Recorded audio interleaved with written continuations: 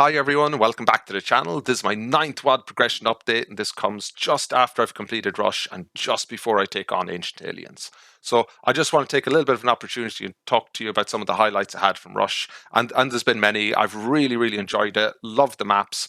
There's immensely beautiful detailing in it, and a wide variety of different kind of combat challenges that I've really enjoyed. So Rush has definitely lived up to its reputation for providing like a kind of a sand pit for those who are interested in getting into the kind of slaughter genre in Doom, and that reputation has been really well deserved, and it's been real fun kind of honing my skills against these maps as I've kind of worked my way through.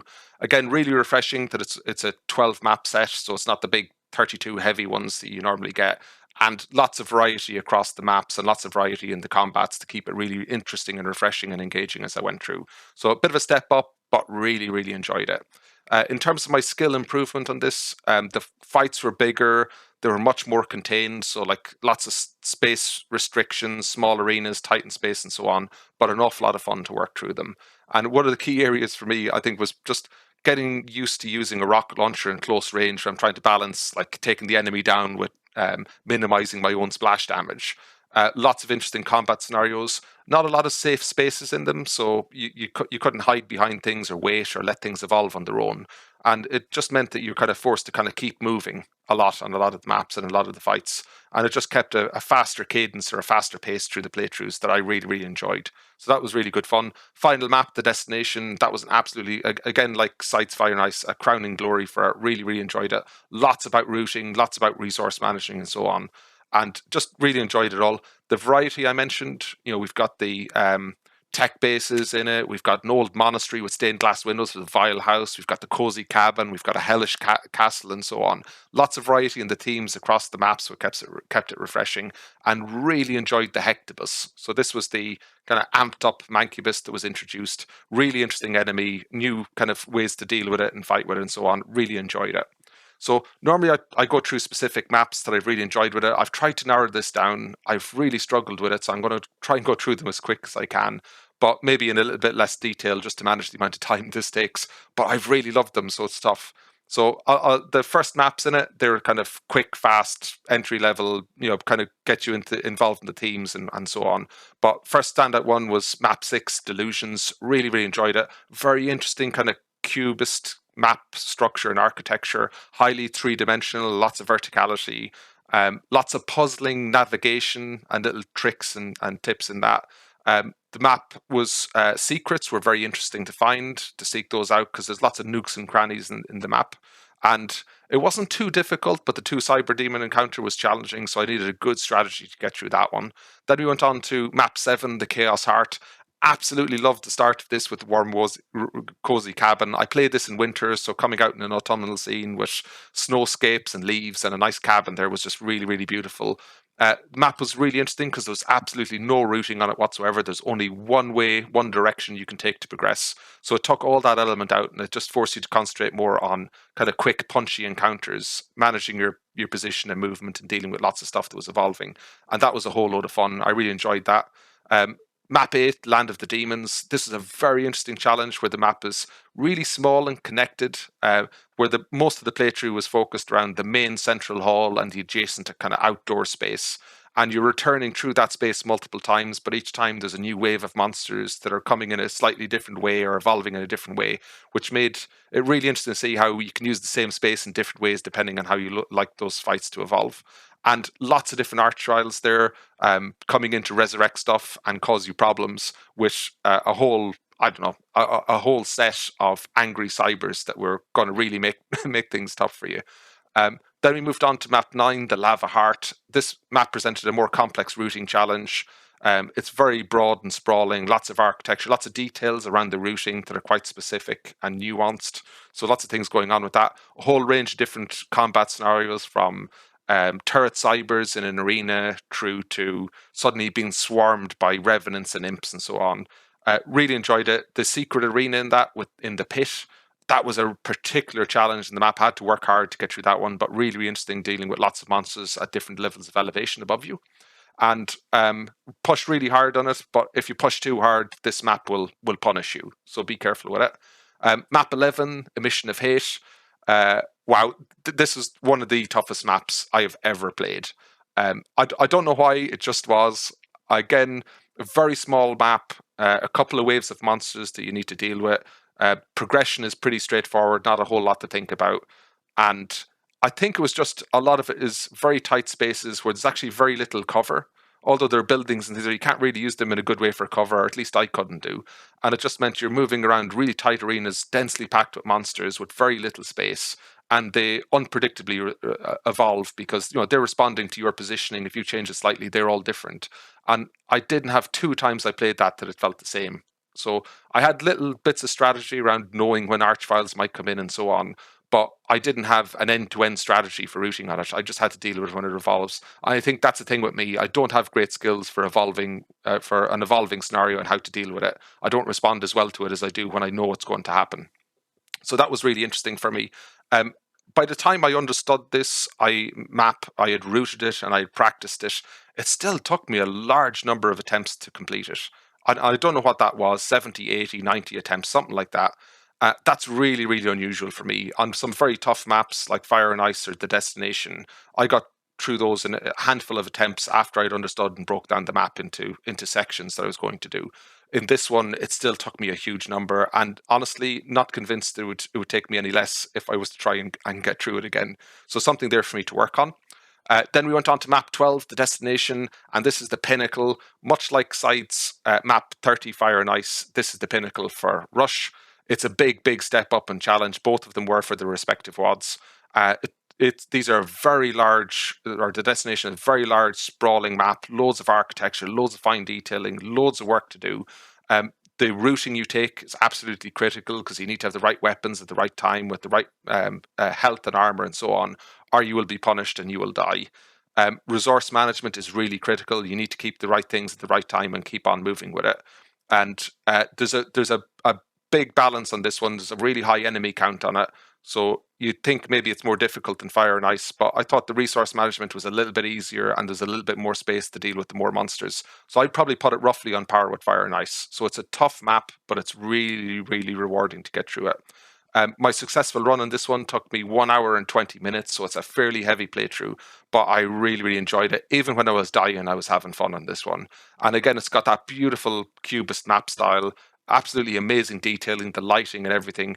And like it's one of those maps where like you could break that down, each fight of that down into a WAD on its own. So it was an awful lot of fun. Really, really enjoyed it. Those are my key map highlights, but I will give a shout out to map 2, Chemical Imps, where there was a notable start on it. You get swarmed by imps, you get swarmed by pinkies. You've got to pick up a shotgun, you've got to pick up a chain gun, and try and deal with it in an extremely kind of space constrained a kind of arena at the start. Really enjoyed that. Map 3, Frozen Tech. The tight close quarter rocket launcher use in managing like large numbers of swarming enemies, even in that opening room, was really, really interesting. Really enjoyed it. Map 5, Vile House. I just loved in that one the spider mastermind teleported in and got into an infight with the cyber. It wasn't expected. I just really, really enjoyed it. It was a whole load of fun and highly recommend it. So those are all the kind of major highlights I had. I would say again, all the things I mentioned, I tend to put in the description. So if you're looking for any specific content, but on this playthrough, I did use a lot of community developed resources. So sprite fixes, episode selection, and level names. I really enjoy using them because it kind of refines the feel I have for playing through the WADs, where you can see the level names, the episode selection is customized to it, the sprite fixes come in and do some aesthetic improvements in the sprites and so on. So really, really enjoyed all of that, and you can find all of those in the links. So all the links will always be in the description, so if there's anything that interests you, just have a look. So this is my snapshot to track my progress as I work through all of these WADs, and you can see that it's been updated. So we now have a tick mark against Rush, indicating that my playthrough for that WAD has now been completed. We've got a target or a bullseye against Ancient Aliens, indicating that that's the current WAD I've just started playing through. And you can see we've got a question mark against Valiant, indicating that that's the next WAD I'm expecting to play through once my playthrough of Ancient Aliens has been completed. And I'm really looking forward to getting into Ancient Aliens. It's my first skill saw WAD, and it's incredibly well known for its amazing use of color palette, very bright and artistic designs. high levels of detailing, and basically the whole WAD is just a work of art. So I'm really, really looking forward to getting into that. If we hop over to the DoomWiki to get a bit of information on it, this is what we see. So Ancient Aliens is a 32 map megawad, so there's quite a lot of content for us to get through. It's for Boom compatible source ports, so we know the comp level setting we'll have to use, and was created by Paul de Bruin, also known as Skillsaw, and released in 2016. Okay, now the main theme of this WAD is, Ancient Aliens, is around a parody of the alien kind of conspiracy theories, particularly for the TV show of the same name. I'm not familiar with that show. I have played through the first couple of maps in this, and I can tell you there is quite a strong and distinctive theme, but it's really, really well done, and I'm really enjoying it so far. A couple of things to point out as well. There are some guest level designers who've contributed maps to this. I'll highlight them as we go through in the playthrough. But one to highlight more deeply now is Stuart Rinn, or Stu Boy, who has developed and composed all of the music for the soundtracks of Ancient Alien.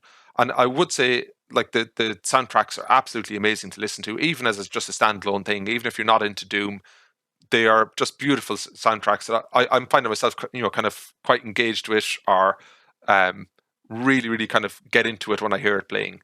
So if you're into that, please do listen out for the soundtracks and that as well. And last things to say here are, when it was released in 2016, it also won a CAC award. So we note that it's got quite a high pedigree. Okay, so this the summary table here. The author is Paul de Bruin. The port is Boom compatible, so we know we need to use comp level 9. The iWAD is Doom 2, so we're going to be using the Doom 2 iWAD for all of its assets. It was released in 2016, and the link here is to id Games, where you can download the WAD if you'd like to play through as well.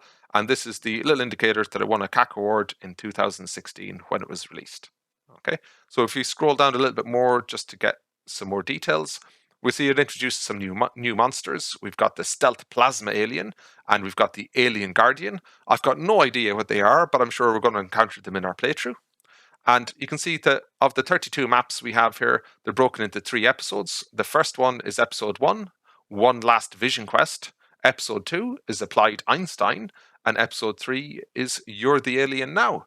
And you can see all of the soundtracks here that have been generated by Stuart Rinn, or Stu Boy. So looking forward to listening to those as we go through as well. And now if I hop over to my ugly Excel sheet, this is where we are. So you can see that Rush has been completed now. So all of this is turned green. So we've completed that playthrough, and I've populated in the details for Ancient Aliens here. This has got the standard 3 sections. So WAD details, software and settings, and channel tracking. So if you go through those in order, in terms of WAD details, main things here to be interesting will be this. So we've got the Ancient Aliens WAD that's been loaded in. We're loading in sprite fixes to make some cosmetic updates the community have created. We've got the Ancient Aliens ultra wide, or the widescreen assets. This is just for the extended HUD. We can see some continuous texturing at the bottom. So that's quite a nice feature that was developed. And we've got the episode selection and level names. So that when we navigate the menus, are we looking at those, we get ones that are custom to Ancient Aliens, which is quite a nice feature. Again, all of these things, all developed by the broad Doom community and provided for our benefit. If we go through the WAD details here, nothing amazing or outstanding in terms of monster numbers or number of secrets of that. All looks pretty manageable. We've got a couple of maps over 500 enemies, which is getting like relatively large. But you can see as you're finishing out the playthrough, you get to map 28 and 29. You're getting up to 700, 800, even 900 monsters. So it's getting a bit heavier towards the end, or at least that's how it appears. A couple of notes as well in here. We see here that the first map, the Ancient Navajo Wolf Warp, was placed 91st in Doomworld's top 100 most memorable maps. And if we go down here as well, we can see map 16, Leave Your Soul Behind, has placed 36th in Doom's top 100 most memorable maps. Whoa, sorry. Almost forgot Culture Shock, map 24 by Chris Cassip. How could I forget this one? 5th in Doomworld's top 100 most memorable maps. So really, really looking forward to get to that one. So some kind of high pedigree maps there to look forward to as we go. Would note as well, in terms of secrets, we've got 13 here, and this was a guest map designed by Stuart Rinn. This is map 31, so one of the secret maps called Grey Dwarf. And you see we've got 13 secrets in that, so I'm sure I'm going to have a lot of fun chasing all of those down. If we hop over now to software and settings, you can see the port used is DSDA Doom version 0.25.6, so that is the latest release I've updated to. You can see here as well, we're running Doom 2 Hell on Earth version 1.9, which is the assets that we're using loading in for the iWAD. You can see we've got full screen, skill 4, so ultra violence, and comp level 9, because this is a boom compatible WAD that we're playing. Launcher used is the staple ZDL version 3-1.1. And when we hop over to channel tracking, these are the details you can see here. I normally only play the first map so I can generate a thumbnail for this specific video, but I've ended up playing the first 8. I'm playing through the 9th one at the moment. I'm really enjoying it. I'm struggling to put it down at the moment. I'm really enjoying kind of playing through all the maps that are there. So I played quite a few more than I was expecting to play, but that's just how it goes. But as I complete my playthroughs, I'll be processing and uploading the videos, and I'll be reviewing those and then publishing to the channel when they're ready. And if you're interested in following along, I'll provide the standard thumbnail structure so you can find those in YouTube. So this is what it looks like. We've got the WAD name here, Ancient Aliens. We've got the map ID here. We've got the map name here. We've got the Doom 2 logo here because it's a Doom 2 WAD. And we've got the Ancient Aliens logo here because I want to provide a quick visual reference so you can see that this is part of the Ancient Aliens playthrough. Okay, and that's kind of it for me. I just want to say thanks very much to everyone for all the support I've received on the channel. Thanks very much for listening to this, and I will talk to you in the next one.